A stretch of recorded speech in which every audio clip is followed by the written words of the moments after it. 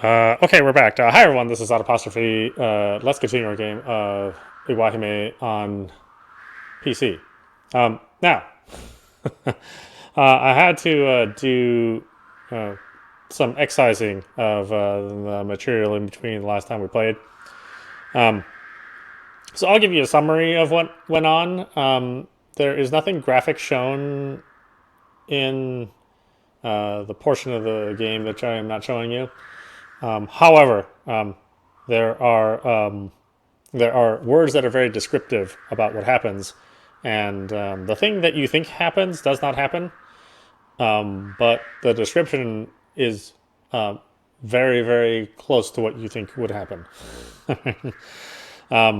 So, as it turns out, the Siege King is actually a giant caterpillar, and so the caterpillar proceeds to plant its its eggs into our protagonist, into the immortal princess.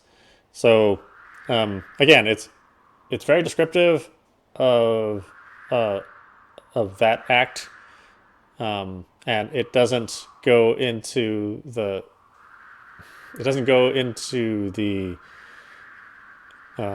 sexual nature of that, but it is described as something very close to that. And I don't think it's fair for viewers of my channel who are maybe not used to this kind of intensity to have to put up with that. And while I don't really believe in censorship, I also do understand that there are things that are horrible, and then there are things that are horrible.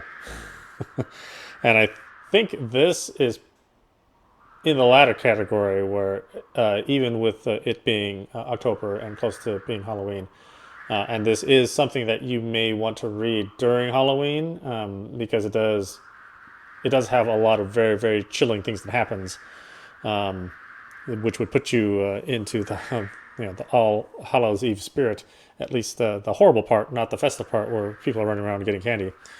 I think it's too much for most people, and while most of my audience are adults, I do have younger viewers too, and it was already a little disturbing with some of the previous events, but I think this is just too much. So that's basically what happened. The Siege King planted its eggs into the Immortal Princess, and at the very end of it, the final line is, "By now, I was already a caterpillar monster." Again, I'm sorry if you want to read the full text. Please pick up the game. Obviously, it's a very quality game, but I will warn you, it is disturbing. So it is not as disturbing as it could be, but it's still pretty darn disturbing.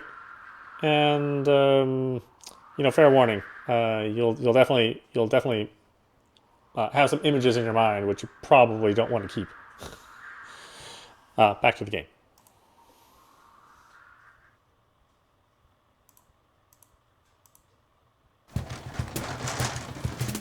Oh, すずむん、なっち、きこち、いらっしゃい。こんにちは、先輩。メールありがとうございます。あ、もうやってるんですか？手伝います。俺、夕方に近所のガキどもとデュエルの約束があるんだけどな。手伝えるところまででいいからさ。The LCSE's clubroom was a spare room near the infirmary. Though the school was mammoth in size, even it couldn't escape the consequences of a declining national birth rate. Meaning with each year there were more and more spare classrooms.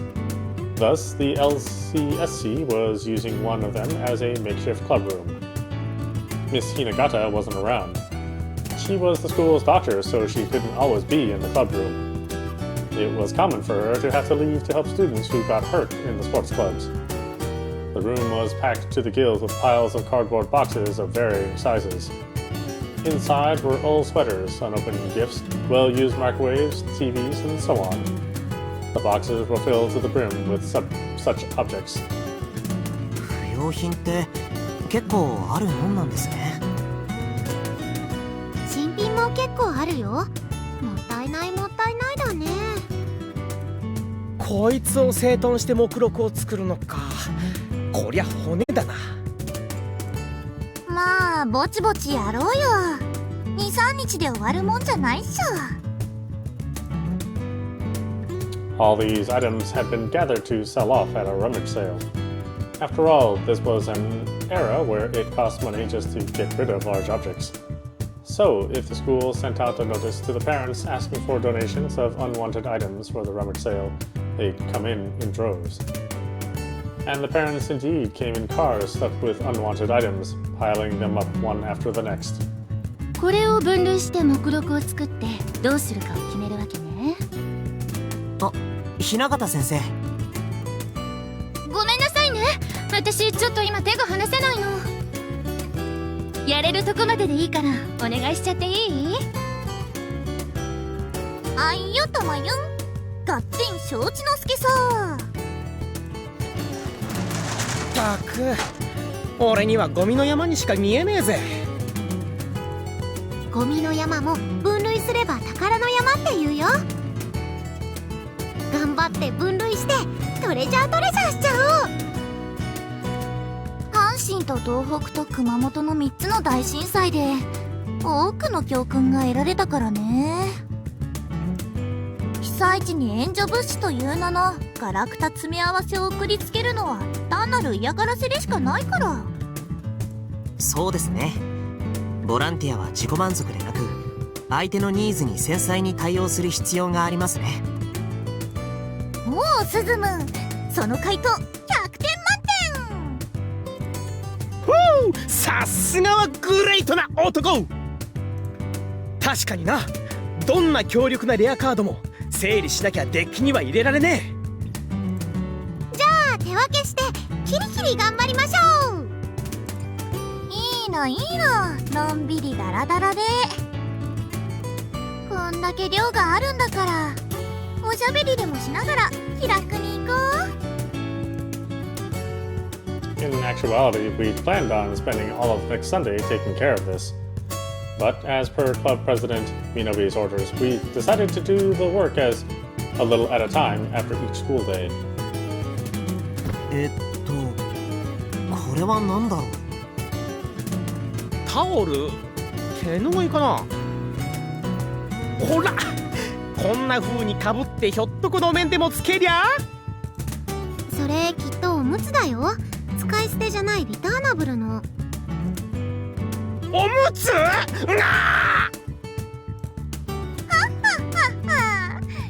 でも被災地じゃ水は貴重だから使い捨ての方が便利だろうね。ほんじゃそれはバザー行きで。はい、じゃあこっちの箱へ。The inventory was divided into 3 categories: disaster relief, rummage sale, and garbage. Unusual items with no apparent use would also show up from time to time, so the work was pretty interesting. But there was still loads of things to sort through. It seemed our time after school would be centered around this for the time being. Just then, the door opened. But it wasn't Miss Hinagata. あれ、クロッチじゃん。メール見てくれたんだ。 Kuroki, as in Kurokami, I got it. However, she was staring out into space as always.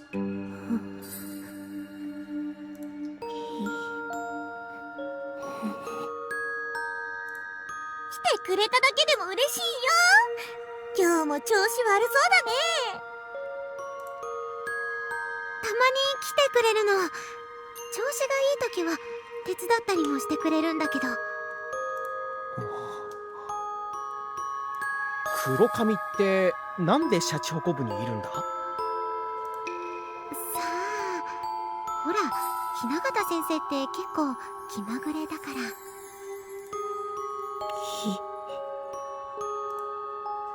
She looked right into my eyes. Though she'd been staggering just a second ago, that all came to a stop. Meanwhile, I find myself staring right into her eyes too. ああ、クロッチは初対面だよね。紹介するよ。我が部のニューホープの2人。ああ、同じクラスだっけか。すすはら。あれ、今日は調子いいみたいじゃん。どうしてここに。たまゆんの気まぐれじゃない？先週唐突に連れてきてさ。ひな形が。It was very rare to hear her say something. According to Minobi, that meant she was feeling good. Did that mean there was a chance she'd respond to me? いやあ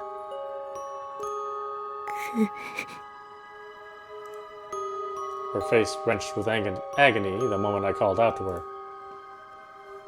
So, she really wasn't feeling well after all.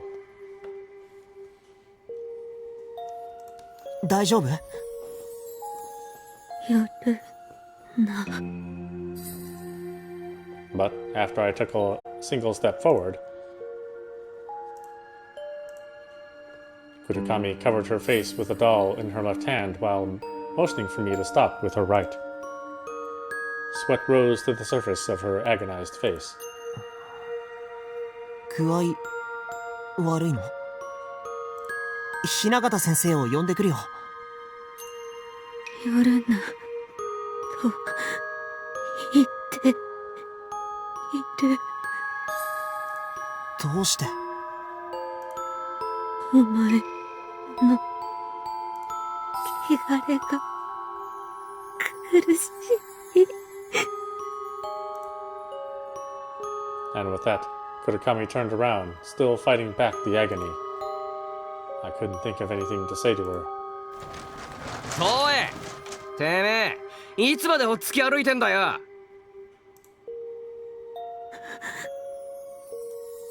今日は先輩とカラオケ行くんだよ。たまには少しマシな顔でお酌くらいしてみせろよな。はい、将様。お前ら行くぞ。Kaminuma wrapped his arm around Kurakami and dragged her closer, then left with his followers. 黒髪さん。スズもクロッチに嫌われてる？クロッチがあんなこと言うとこなんて初めて見た。Hold on just a second.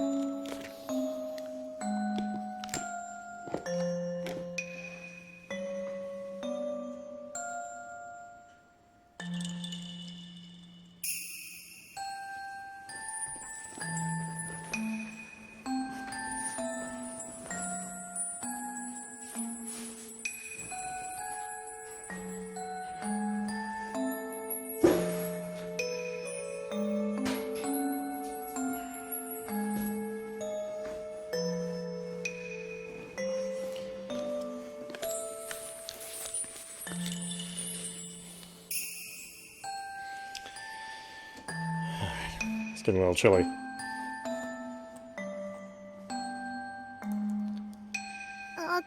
することないよ。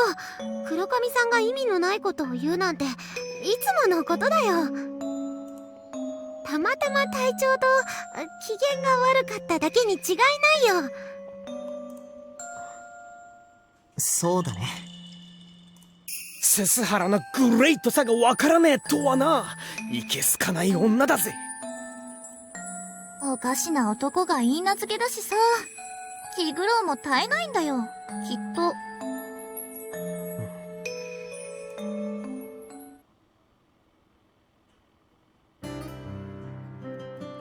We worked all through the afternoon. Natsu had made plans with friends, so he left earlier on. But we just kept working and managed to make quite the dent in our workload. 僕、見延先輩に謝らなきゃいけないです。何が？ Initially, I'd assumed that she was kind of lazy from her general demeanor, but the past few days had proven me wrong. She was always proactively carrying out the club's activities. She really was an ideal president. And she was fun to hang around, to boot. 先輩のこと改めて尊敬しました。やっぱり社長コブに入ってよかったと思います。私も最初は先輩のこと誤解してました。でも先輩はいつも暗くなるまで部室でたった一人でも仕事をしてる。もう帰ってもすることとかないしね。家帰っても親が勉強しろしろうるさいだけだし。She tried laughing it off, but I wasn't fooled anymore. No, you could say that was her very essence. The same went for training. It's easy to work yourself hard until it shows on your face. But with her, she just relaxed and had fun, no matter what she did. 僕も見習わなくちゃ。そういえばスズムンって空手をやってんだって？やってますやってます。毎日夕方には道着を着て裏庭で稽古してますよ。へえ、何それかっこいい。あ、ねえねえ、さ。Minobi walked ahead of us, then turned around and spoke. おいらもスズムンのかっこいいとこ見てみたいな。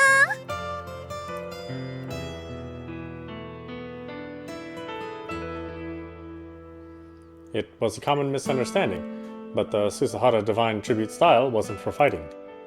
Its primary goal was to sublimate a pure heart cultivated in training through martial arts, then dedicate that to God.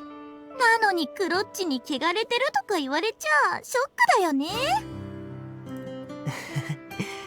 僕の修行がまだ未熟だからだと思います。先輩、麦茶入れてきました。I wanted to be like my father and hold martial arts demonstrations at temples and shrines someday. Any corruption had to be purged before that was possible. I had to free myself from obstructive thoughts and hone my spirit. The apartment complex's backyard was my training ground. I channeled all my spirit into my fist and punched a cherry blossom tree with straw wrapped around it.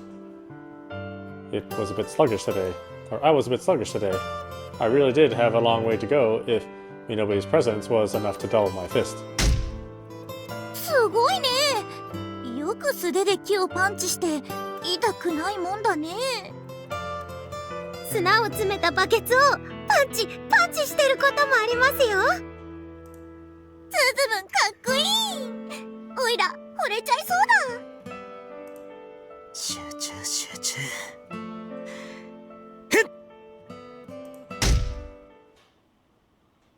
I trained to the bone until the sky turned indigo, then took a shower and had dinner. Kiko's mom always cooked our evening meals. I took my shower and went to room 101, only to find Minobi there as well. おお、スズムン、シャンプーの香りでめっちゃフェロモン出てる。お母さんが夕飯を一緒にどうって言ってくれたの。おいら畳の上で家族ご飯食べるの割と憧れだったんだ。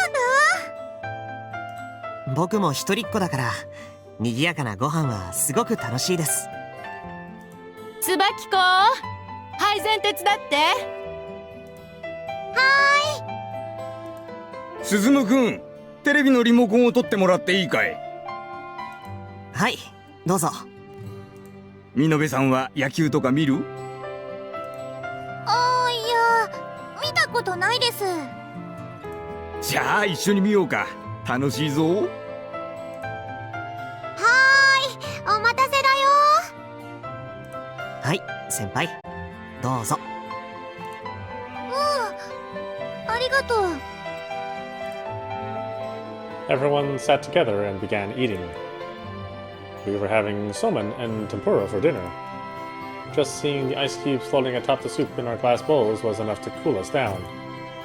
Though it wasn't quite summer yet, the days had been hot and sweaty, so this was the perfect dish. すごい。そうめんってこんなに美味しかったんだ。こ氷が入って冷えてるだけでこんなにも美味しくなるんだね。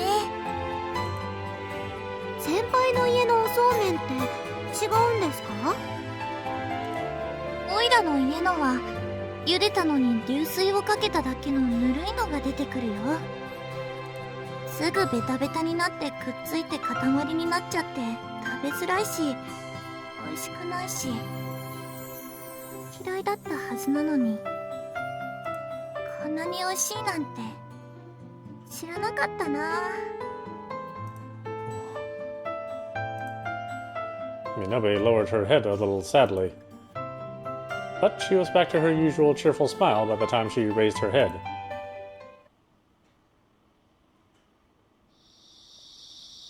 Afterwards, we all watched with excitement as the baseball game kept going back and forth. It was completely dark outside, but we kept on spending time like a happy family. Having been invited to take a bath, Minabe went to Kiko's apartment for a shower. 先輩、今日は私のとこにお泊まりしていくことになってるの。そうだったんだ。キコちゃんと先輩はやっぱり仲良しだったんだね。フレンドだよ。じゃあスズム、おやすみ。うん、おやすみ。また明日。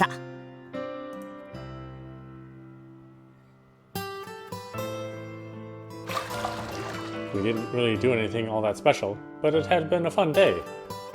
I basked in those memories as I soaked in the bath. 社長コブに入って本当に良かったな。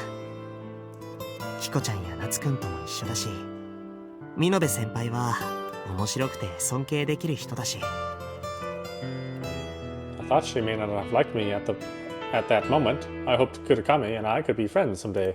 楽しいな、毎日が。こんな生活の機会をくれた両親にも感謝しなくちゃ。I had to reflect more carefully on how blessed I was that I could say that. Minobe had said it herself at yesterday's fundraiser. 両親に感謝できるってこと自体、幸運にたくさん恵まれてたと自覚するべきだろうね。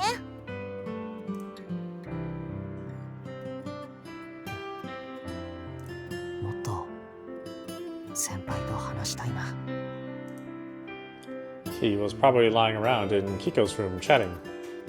If I were a girl, I could have joined in on their conversations, but alas. いいさ。社長コブでこれからもおしゃべりする機会はたくさんあるさ。寝よ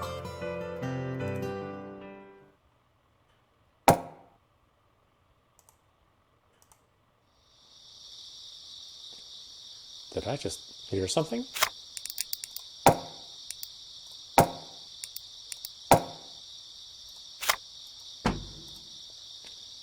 Knock, knock. Huh? Knocking?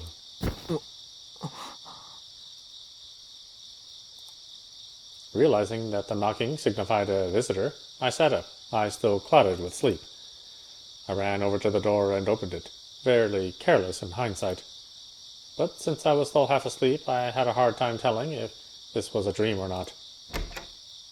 So when I opened the door and saw the sight that awaited me, I was convinced I was still dreaming. I should have seen the same old scenery outside. But instead, I was faced with a wondrous world, the likes of which I'd never seen before. 起こしちゃってごめん。ミノベ先輩。She wore a blue dress. Meanwhile, I realized I was in my school uniform instead of my night clothes. We were in a strange world where giant mushrooms with polka dots and star patterns upon them grew. I turned around only to discover even my place had become part of this bizarre land. I'd changed into a room from a cabin straight out of a fairy tale. これああ、ごめんね。深く考えないで。夢の続きだと思って。明日になったらさっぱり忘れてるから。夢の中の人にこれは夢だって言われるのは初めてです。まあここではこっちが現実で向こうこそが夢なわけだけど、難しいことは考えなくていいよ。Minobi laughed as she went inside. Just then, a clothed rabbit walking on its hind legs followed her. It was something like from a picture book. おお、あなたがムーンスートの王子様。お会いできて光栄だよ。 The talking rabbit reached out for a handshake. Yep, this had to be a dream. そうそう、王子様は深く考えなくていいの。夢の中だと思ってた方がきっと楽だと思うから。王子様って僕のことですか？そう、私はここではお姫様、不思議の国のエリス姫。Elise? I felt like I'd heard that name from Minobi yesterday. I stood in blank amazement. Several rabbits walked right past me. Carrying tea sets, they all set the table one after the next. エリス、準備ができたよ。ありがとう。じゃあね。ごゆっくり。全体進め。 Tea, pancakes, and beautiful silverware lined the table.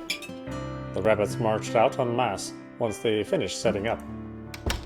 They shut the door, leaving Minobi and I alone in a room, rich with the fragrance of tea. どうぞ召し上がれ。まったりしよう。はい。ほらほら、どうせ夢なんだから考えたら負けだって。夢の中で夢って諭されるなんてやっぱりちょっとおかしいです。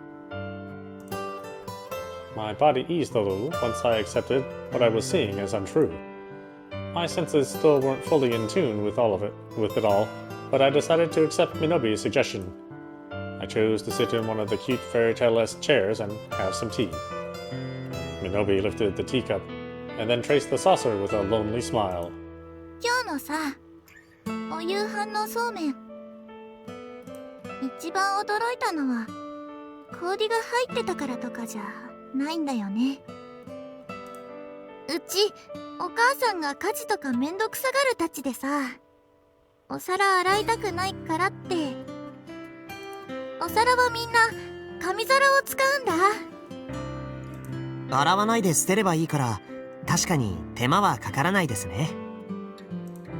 紙皿ってさ、紙の味が移るから嫌いなんだよね。それに料理によってはベタベタと張り付いちゃって、お箸で取ると紙皿の表面の紙が張り付いちゃうんだよ。最初の頃は律儀にその紙を剥がしてたけど、だんだんめんどくさくなってきて、そのうちちぎれた紙が張り付いたままで口に運ぶようになって、だんだん何を食べてもみんな同じ紙の味に感じるようになってきちゃってさ。だからあんな綺麗なガラスの器で美味しいそうめんを食べたのって本当に久しぶりで、久しぶりで。 Though Minobi was smiling, there were tears in her eyes. 先輩？嫌だった。紙が張り付いたままのおかずを食べるのに慣れてる自分が、お母さんのめんどくさがり屋なとこ嫌いなくせに、私もお母さんと変わらない。めんどくさがり屋なんだなって。先輩はめんどくさがり屋なんかじゃないです。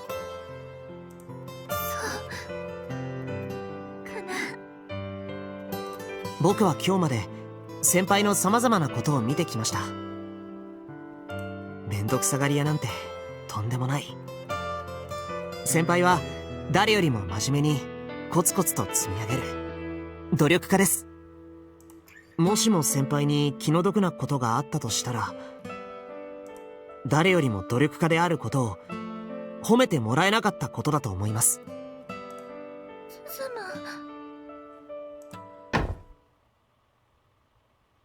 I brought my chair over to Minobi and let her rest her head on my shoulder.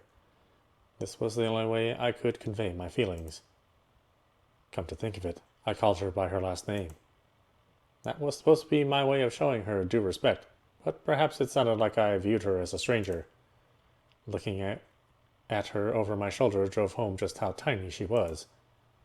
She was so dainty that I probably would have thought she was younger than me if we'd met under different circumstances.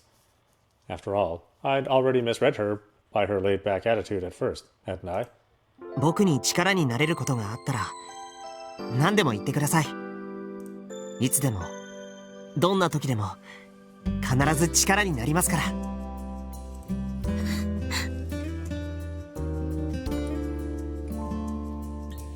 嬉しいな。その言葉だけでもすっごい救われる。She perched her head against my shoulder. Though she sounded happy, I could hear her sniffle. While her face was hidden, I couldn't read her mind. My heart ached for the burden she was carrying day after day. やっぱりスズムは王子様だね。ここって以前話してくれた不思議の国なんですよね。ここでは見延かなえじゃなくてエリスだって言ってましたよね。そう、不思議の国のエリス姫なんだ。じゃあここでは僕が王子様でもいいんだ。だってここは不思議の国という向こうとは違うもう一つの現実なんだから。本当にいいの？だって姫様と王子様がいたら恋に落ちちゃうって決まってるよ。だってここは不思議の国じゃないですか。不思議の国でお姫様と王子様が出会ったら僕もそれが必然だと思います。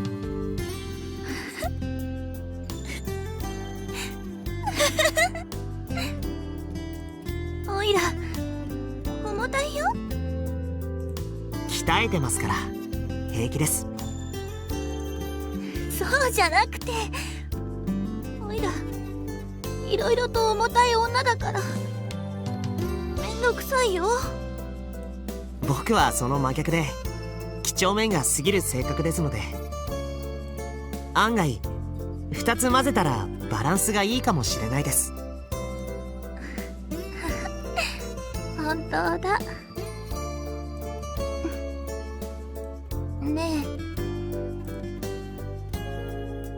She raised her head, put her hands on my shoulders, and looked deep into my eyes.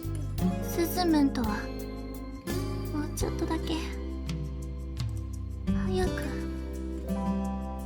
会えてたらな。そうしたら一番綺麗な私で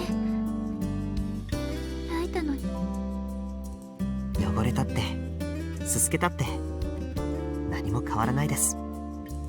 僕だって転んだってすりむいたって僕なんです。そうじゃなくて、大好きなスズムンに一番綺麗な私を捧げたかったなって。今が一番綺麗です。ありがとう。Her nose tickled my own, and then her lips, soft as an angel's feather, kissed my own. They really were ticklish.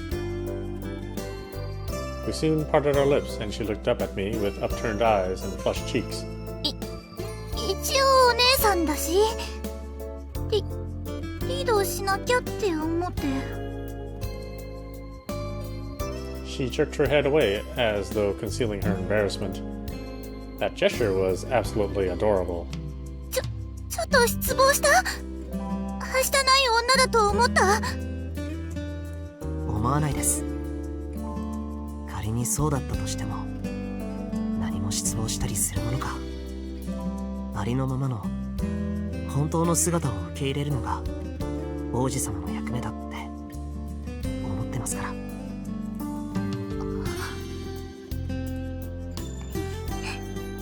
かっこよすぎるぞ王子様。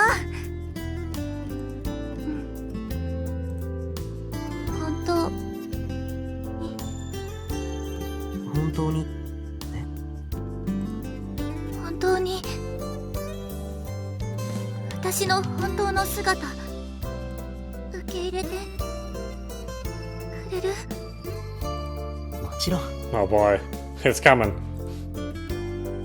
And when I nodded, the tears finally burst free from her eyes. Silver teardrops framed her ear-to-ear grin. 後悔したらぶっ殺すから。後悔なんかするもんか。じゃあ絶対だよ。絶対に受け入れてね。もう私我慢できない。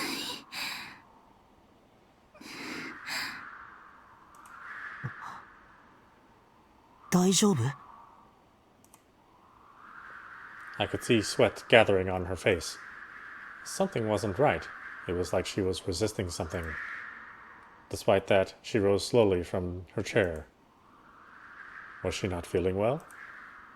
Or maybe she'd been feeling sick for a while now. She touched her stomach. No, slightly lower. That slight sensation caused her to groan. I was about to tell her she should sit back down. But then she grabbed her skirt. 絶対に目を離さないでね。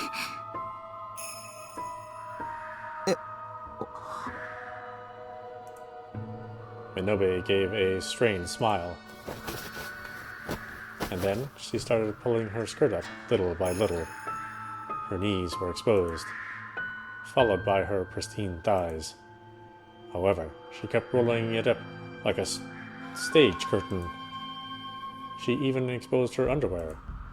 And finally, she exposed herself all the way up to her navel. 何を？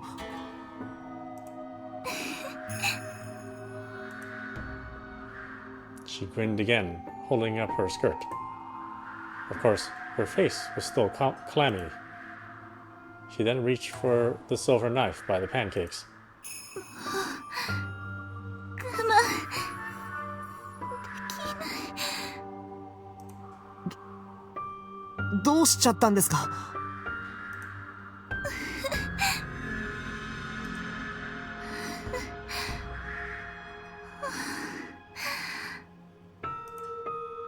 Her eyes were glazed, her cheeks flushed, and her breath sweet. I stood frozen, as though under some spell. A moment later, she took the knife and caressed her abdomen with it.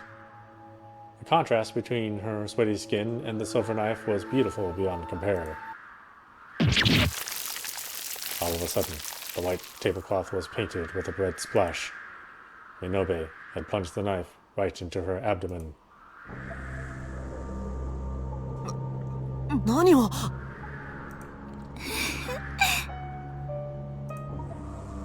It should have hurt, yet she only endured it with a strained smile, gesturing for me to stop. She dug the blade even deeper until she finally reached something. And then I heard a ripping sound. With that, something gushed out, but it wasn't blood. Rather, it was a milky white mucus mixed with blood. It splashed out in dollops. Yet she paid it no heed, even as it dripped down and stuck to her legs. Eventually, it stopped pouring out. She gripped the blade and twisted it around inside her. She cut the horizontal line across her body, as though slitting her own stomach all the way open. My heart was screaming at me to stop her, but I was merely stupefied. It would have been so much easier if I were to faint at that very moment. But all I could do was stare, transfixed as though paralyzed in a snake's gaze. She cleaved across her abdomen as though performing a C-section. Oddly enough, no more of that blood and mucus was spilling out. She opened a vast gaping hole in her stomach. Afterwards, she checked it with her fingers and dropped the knife. It fell to the floor with a clang, but the sound failed to bring her back to her senses, and the horror before me continued. I could never have imagined this. That sound signaled the start of something even more repulsive. これくらいでいいかな。 She stuck her thumbs into the gaping wound. And then there was a tearing sound, followed by wet noises with a slip, like she was taking off a tight pair of pants. She stripped off her lower half. スズメに会いたかったな。人間のうちに。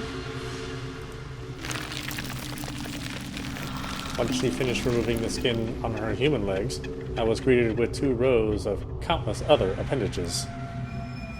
They wriggled around her on her bottom half, covered in repulsive dark red spots like a caterpillar's.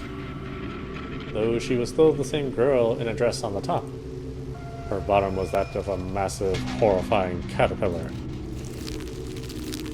What's more, a part of it was sticking out like a giant needle.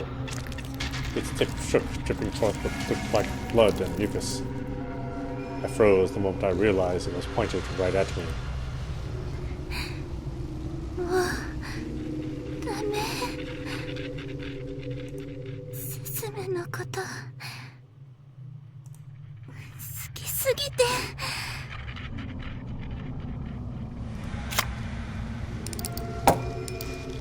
Alright. Why don't we leave it there? This is Audapostrophe. You've been watching Iwaihime on PC. Yeah, okay. I was wondering when this was going to happen. And how it was going to happen exactly.